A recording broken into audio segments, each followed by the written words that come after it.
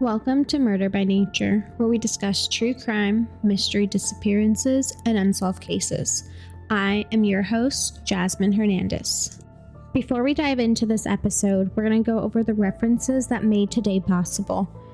Detroit Free Press, Fox 17 News, Reddit, Cold Case Files Season 1, Episode 7, Circle of Friends, Find a Grave, books.google.com, The Source of Shannon Sliders, and mlive Media. Shannon Marie Siders was born on March 31st, 1975 to Robert and Mary Siders.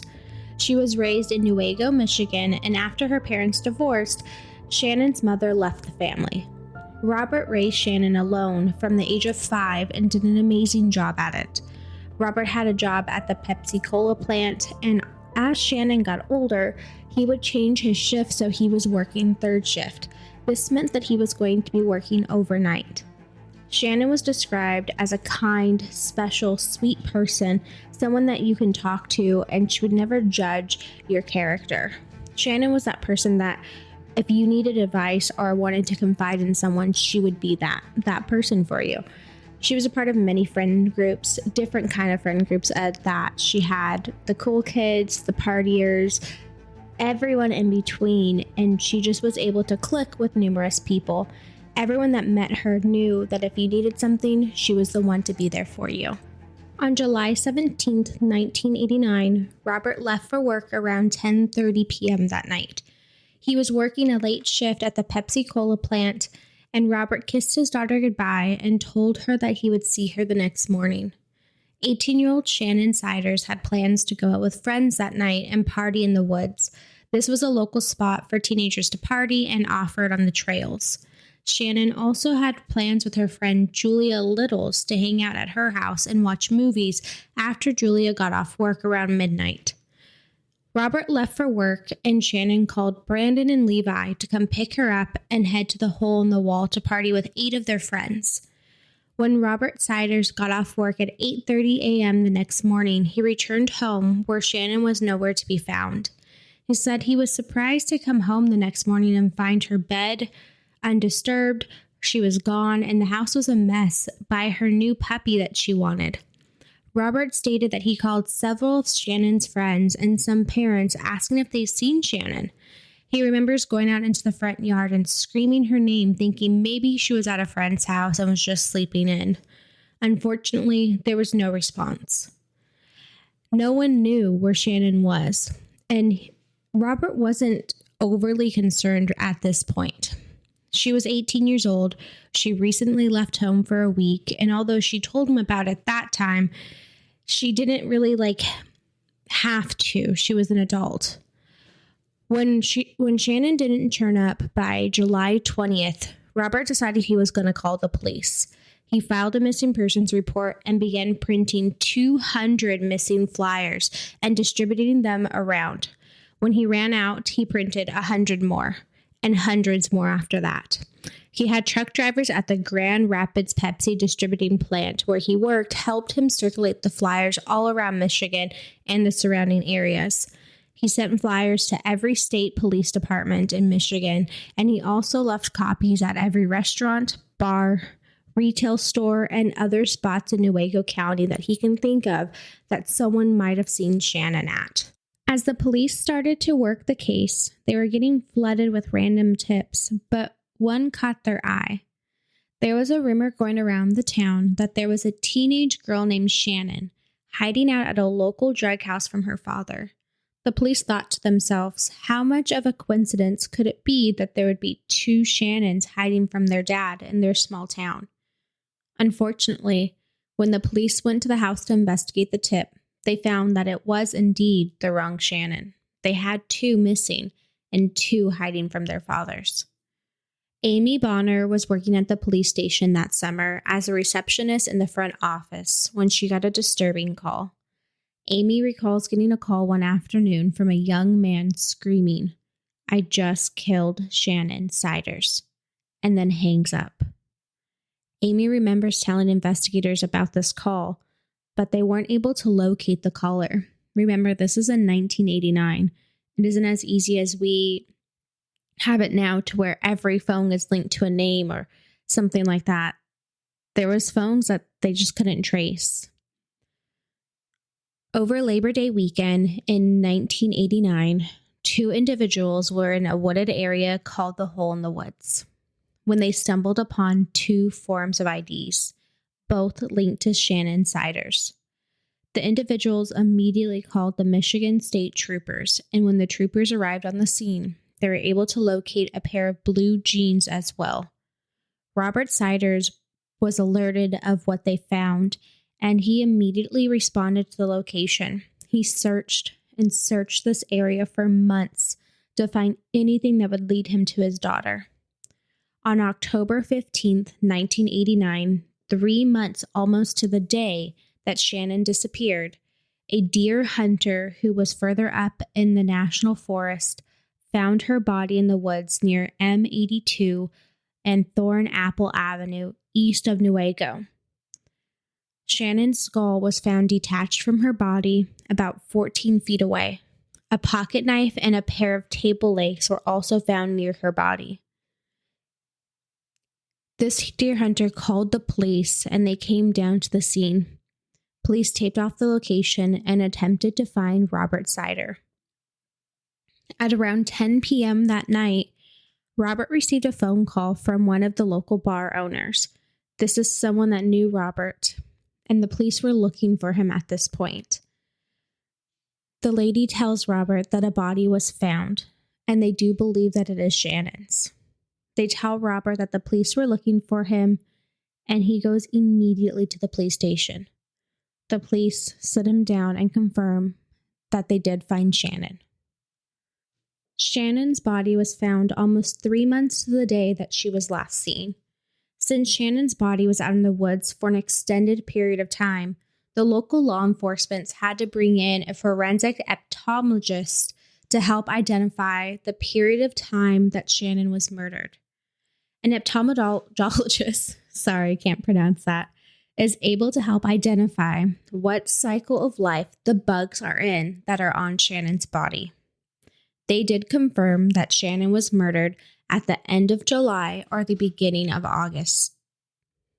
Shannon had several injuries to her body, but the cause of death was blunt force trauma to the head. She had been brutally beaten, her skull was crushed, and she was sexually assaulted. It was soon determined that this case was sexually motivated. Shannon's shirt had been pushed up, her underwear was around one of her ankles, and her privates were entirely distorted. She was also found in a very compromising position. Robert now had to plan the funeral for his only daughter. During this time, police and Robert knew that the murderer was someone that Shannon knew. It was someone in that friend group that she was last seen with. Shannon had a class ring that she always wore. She's worn it since the day that she received it, and when Robert was going through Shannon's items, he noticed that her ring was not in her room, nor did they find it near her body. Not knowing who killed Shannon, Robert decided that none of her friends would be pallbearers at her funeral. He said that he didn't want someone that took her from this world to then be holding her casket as they were walking her down. Instead, he asked all of her cousins. All of her cousins were girls, but he asked them if they would please walk her casket during the funeral. Robert had a closed casket for the funeral. He didn't want to remember his daughter that way. He said that he wanted to think of her when he gave her a kiss and she left. He also remembers that majority of the high school showed up to pay their respects, and several people asked if they were able to write letters to Shannon and put them in her grave with her and be buried with her. Robert said that he agreed. He stated that he never read those letters, that those were words between her and her friends. Investigators at the Michigan State Police Behavioral Analysis Team created a profile on who could have killed Shannon. They had no leads, they had no suspects, and they didn't know where to start. This is when police received a profile back. It stated that Shannon was likely killed by someone she knew, in her age, and in her peer group, so the people she was with. Investigators also suggested that a killer usually keeps trophies. It's something that happens. They want something to look back on with their passionate or heinous crime, however you want to put it. And it is believed that the killer kept her class ring because no one can find it. As police began to investigate what Shannon was doing that night and who she might have been with, they found out that she was hanging out with a group of 8 friends. They hung out at the hole in the woods, not far from where her body was found.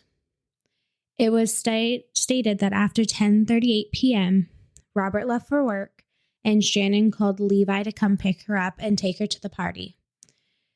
Shannon was riding around in the woods, drinking and partying with Levi and Brandon. Shannon's friend said that Shannon didn't like being around Brandon. Brandon was that person that was very anti-girls. He looked down on them. He referred to women as sluts, whores, and etc. He was not someone that a girl would feel overly comfortable being around. As the death was released to the public, the police were notified that Brandon actually skipped town after Shannon disappeared. He just took off. This triggered the police to bring Brandon in for questioning. When Brandon was brought in for questioning, he told police that on the night in question, Levi and Brandon did pick Shannon up from her house. They got her around 10:38 p.m., and they drove around to the trails for a while until Shannon told them that she wanted to go home. See, the kids were drinking and partying, and they met in one local spot, but they hopped into other cars to drive around the trails. It's kind of like a wooded area that you can go off-roading. So Shannon was riding around with Levi and Brandon. At this point, Brandon tells police that Shannon ended up hopping out of Levi's car and jumping into Paul and Matt Jones's car. Police asked Brandon, "Why did you leave town after Shannon was gone? Why didn't you stick around? What happened and where did you go?" Brandon stated that he actually just went to Colorado to pick up his cousin, and he was only gone for a day or two. He said that his cousin was supposed to be coming down and spending part of the summer with them, so he just went up there, picked him up, and came back home. Police confirmed that Brandon's story was true, and he was ultimately ruled out as a suspect. From Brandon's questioning, though, they did have 2 new people that they needed to interview. They had 2 suspects that the police eyes were on. They were named Paul and Matthew Jones, brothers. When the police brought the brothers in, they quickly separated the 2 to ensure that they had the best questioning and they were able to kind of play off one another. When questioned, though, the boys were able to say that, yeah, we were with Shannon after they left the group. The boys stated that Shannon invited them over. They were going to drink some beers, watch some movies. But ultimately, when they arrived at Shannon's house, she told them that she was tired and she wanted to go to bed instead. So they stated they dropped her off at 12 a.m. And when they dropped her off, Shannon's TV was on, her dog was running around, and there was lights on in the house. They thought someone was home with her. Since the Jones brothers were the last to see Shannon alive, the investigators looked into their story and went even as far as performing a lie detector test on both of them. And when the results came back that it was clear, they were telling the truth. Police then cleared the Jones brothers and were back to square one. As the months went on, the tips started to slow down in this case, and Shannon's case started to go cold. Again, this went on for months, questioning people, trying to find something, but everyone that they were running into, they didn't know. They said that the Jones brothers dropped her off, but they said that they dropped her off and everything came back that they were telling the truth. As months and months went on, Robert Sider never let Shannon's story go unheard. Robert purchased a billboard and asked local businesses to put up signs that read, "Who killed Shannon Siders?" 22 years after Shannon's murder in 2011, a cold case task force was assembled to reinvestigate the death of Shannon Siders. The task force consisted of members of the Michigan State Police, the Newaygo County Sheriff's Department, and the Newaygo City Police Department. 22 years went by, before anyone was going to step forward and give answers of what happened. As the new task force started digging into the case, they started to do a victimology profile. They wanted to understand who Shannon was and what other factors she had in her life. So during the first investigation, they just kind of looked at Shannon on what she was doing during that time. But no one looked into her life and who she was, what she was into, or anything like that. So in order for these officers 22 years later, they have to understand who Shannon is, who she might be, and what other factors might she have had in that life. Investigators interviewed Shannon's family, close friends, and acquaintances. During these interviews, everyone who knew Shannon told police she wore a class ring, and that class ring was never found. Amy Bonners, who was 15 years old at the time that Shannon died, volunteered at the police station in 1989, and she was determined to solve this case. Amy was the secretary who answered the horrific call the days following Shannon's murder, and she never forgot about it. The investigator on the case created a Facebook page. He wanted to try and receive tips about the case from the community. And this is when Amy found them. She reached out to the page owner, offering help, and this is how she found out that officers decided to reopen the case. Officers remember that people thought Amy was opening this thing. They wanted them to think that Amy opened it. They didn't want them to know that this was the police behind the window of everything. Amy told officers that she would help monitor the Facebook page and respond back to people. After some time, a local woman named Stephanie contacted Amy via Messenger on the Facebook page. She stated that she believed her family was involved in the murder of Shannon Sider. Stephanie's family was a local family with a very bad reputation. They were known for incest and abuse happening within the family. Stephanie told Amy that her family owned a house out in the woods and that this house had a creek running under it. She said that Shannon was held in the basement for a few days. She was sexually assaulted by her family members, and then Shannon was put into a van and dumped in the woods where the hunter found her. Amy decided that she was going to go to the woods and try and find this house with Stephanie. She wanted to see if she was telling the truth about her story. When Amy and Stephanie made it out to the house, it was just as she told her. There was a creek running underneath the house. It was in the woods, and it was very secluded. This is when Amy decided to contact the task force. The officers quickly made it out to the home, and the homeowners had been convicted of several sexual assaults and even attempted murder. But they weren't involved in this case. During the investigation, police found out that the house had no basement, nor did it ever have a basement.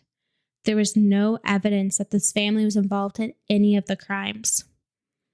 As the police knew that they were at a dead end, they only had one avenue to go. They knew that Shannon's friends wrote letters to Shannon. They put them with her when she was buried, and they were hoping that there was confession in that letter. Police asked Robert, "Can we bring Shannon up? Can we bring her body out of its resting place and search her body, search the letters?" He agrees.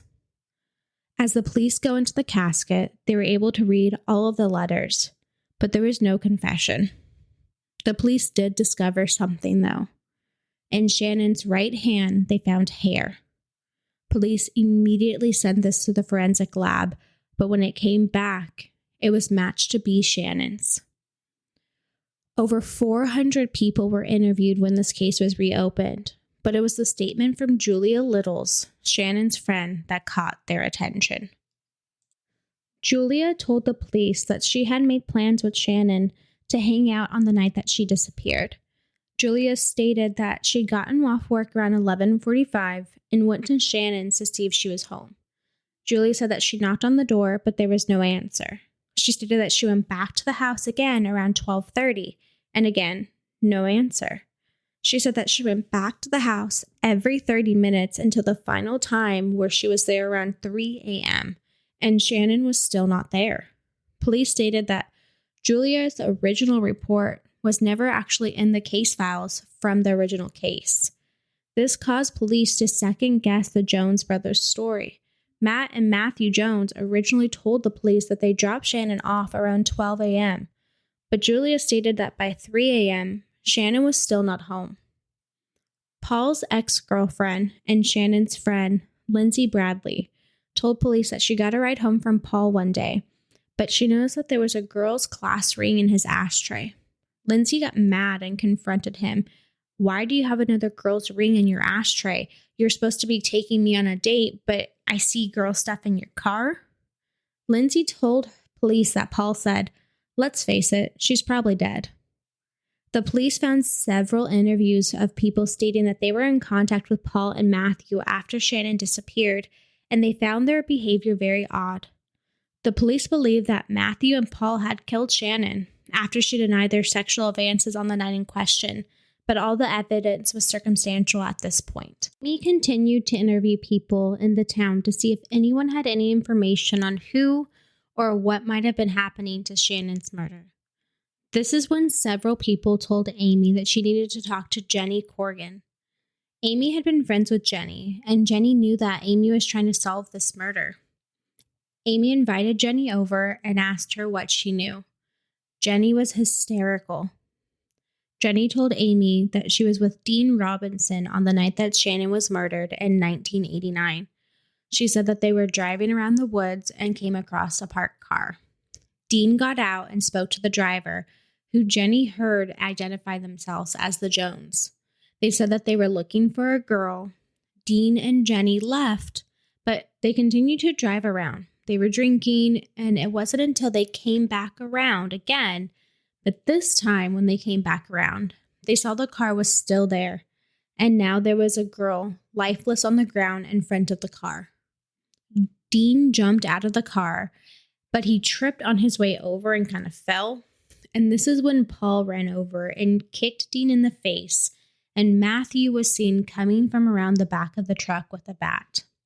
Jenny honked the horn. She felt like if she made her presence known, maybe they would back off. And they did.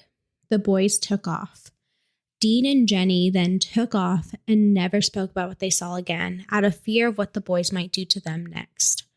After hearing the story, the police believed that Shannon had gotten away, and the brothers hunted her down. Once the Jones brothers were caught up to her, they beat her and took turns sexually assaulting her until she was dead. Police finally had enough evidence to arrest Matthew and Paul Jones after 22 years from the time Shannon was murdered. Police stated through diligent police work and a great deal of effort and cooperation from multiple jurisdictions, teams of investigators, including the Newaygo County Prosecutor and Attorney General's Office, probable cause was established to make these arrests. The arrests marked the first step in the process of obtaining justice for Shannon. Shannon's father, Robert, stated when he heard about the arrest and he heard the news, it was the beginning of the end. It's a certain sense of relief. I haven't had time to think about it. I'm smoking like a chimney. I'm chain smoking, and I haven't eaten anything all day. Robert stated that he planned to visit the funeral and talk to his daughter. He has been doing this on and off for years since her death. He said that people would bring him flowers to bring there, pink carnations, and that he'd go have a chat with her later to discuss what was found. On Monday, April 20th, 2015, Robert testified on the first day of trial. He described leaving for his third shift job after 10:30 p.m. on July 17th, 1989. He kissed his daughter, told her goodbye, and said that he would see her in the morning. He never saw her alive again. He said that he was surprised to come home the next morning and find her gone, her bed undisturbed, and the house messed up by her new puppy. He called friends of hers, none of them whom have seen her. He said that he wasn't overly concerned at first. She was 18 and she was recently gone, but she told him about that time.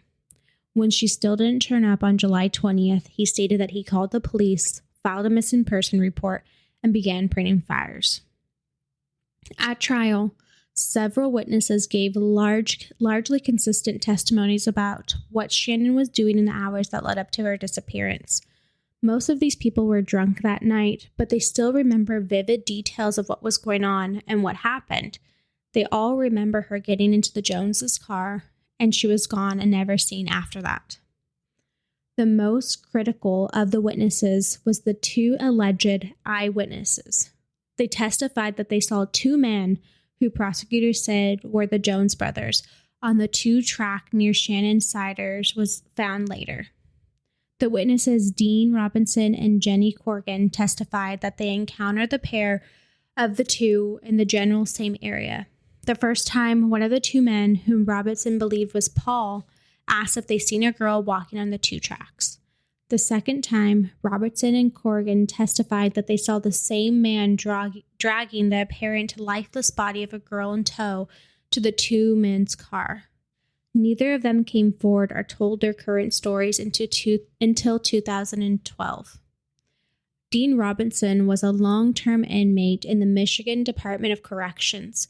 He was serving prison terms for home invasion and soliciting perjury in cases against him. He had a string of other convictions as well. Big rap sheet.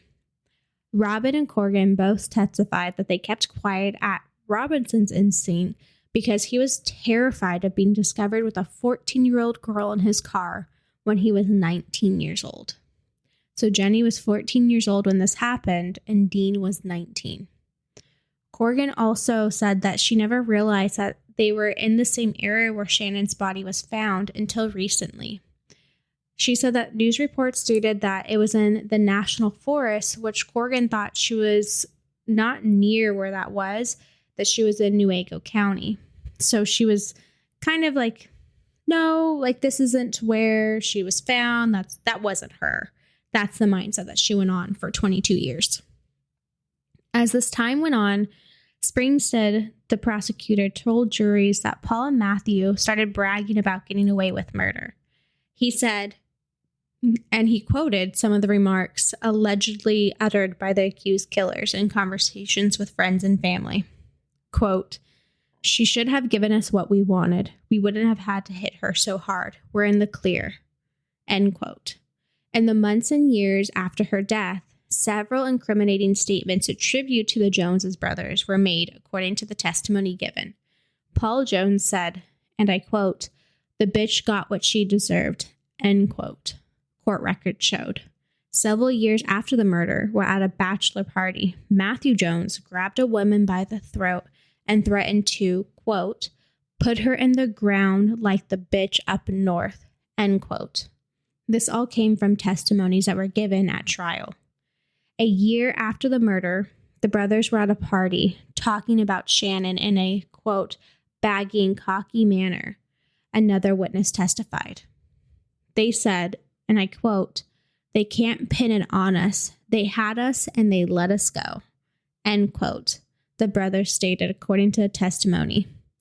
Police conducted roughly 476 witness interviews as a part of the investigation. No one ever reported seeing the victim alive after she was last seen with the defendants.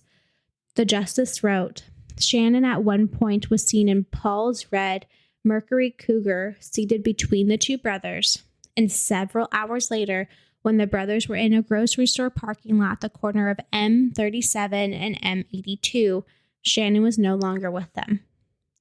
Newaygo County Prosecutor Robert Springstead told the court during closing arguments that over the years, the Jones siblings had made conflicting statements about their role in Shannon Sliders' killing. They believe the pair became enraged when she decided to decline their advances for sexual activity. They then took turns raping her, beating her, and eventually they beat her so bad she died. Matthew Jones was sentenced in July of 2015 to mandatory life in prison. He's at the Carson City Correctional Facility in Montcalm County. Paul Jones was sentenced to 30 to 75 years in prison for second-degree murder and is at the St. Louis Correctional Facility in Granite County. In May of 2015, the boys appealed their convictions on several fronts. They said that they should have been granted change of venue, a mistrial should have been granted, and that there was a ton of evidence and irrelevant and inadmissible evidence that they shouldn't have allowed at trial. They challenged the testimony of several witnesses regarding statements that the brothers reportedly made. On February 10, 2017, in a 23-page ruling, the 3-judge panel rejected their arguments and upheld their convictions. The 2 brothers lost their bid to have their convictions overturned by the Michigan Court of Appeals. They rejected them. They said that the key testimonies should have been excluded at trial, but the judges decided that those are what kind of brought everything to fold. Unfortunately, on December 20th of 2021, Dean Robinson stated that he lied on the trial stand of Matthew and Paul Jones. He claimed that the brothers drove Sider home the night after partying. They watched her go inside and continued with their night. But from testimonial in 2015 from Dean, a key witness in the prosecution, claims that Robinson came across the boys on the night of July 17th in a wooded area near where Shannon's body was eventually found. His original testimony stated that he later ran into the boys again about 2 hours later, finding them standing near what would have been Shannon Sliders' body. Robinson claims that the brothers assaulted him before Robinson left the scene. In a sworn affidavit in May of 2021, Dean Robinson recants his statements. This was entirely broadcasted to journalists and turned over to a private investigator, Bill Proctor. And he claims that the testimony was fed to him by law enforcement. He, and I quote, stated, "I was lying under oath when I testified about any matter involving Matt and Paul Jones being involved in the homicide." End quote. It also reads in the affidavit, conducted around May 14, 2021, I quote, "My testimonial during the trial was not above a captive manner. It was given to me by law enforcement." End quote. Moreover, I was not injured by Matt or Paul at any time in my life. Robinson continues the document, quoting, "Up until the point I testified during trial, I never seen or met Paul or Matthew Jones. Any of my testimony during the trial in the above caption mattered and completed Matthew and Paul Jones' homicide was false." End quote. Robinson is currently behind bars, convicted of a sexual charge in which he's serving over a decade. Robinson was 19 years old when Shannon Sliders disappeared. I quote, "It is an incredible allegation. It is his allegation, but it could and should be re-examined for the entire process and get the Jones brothers a new trial," Proctor said, end quote. The level of misconduct he's alleging is pretty important in this picture.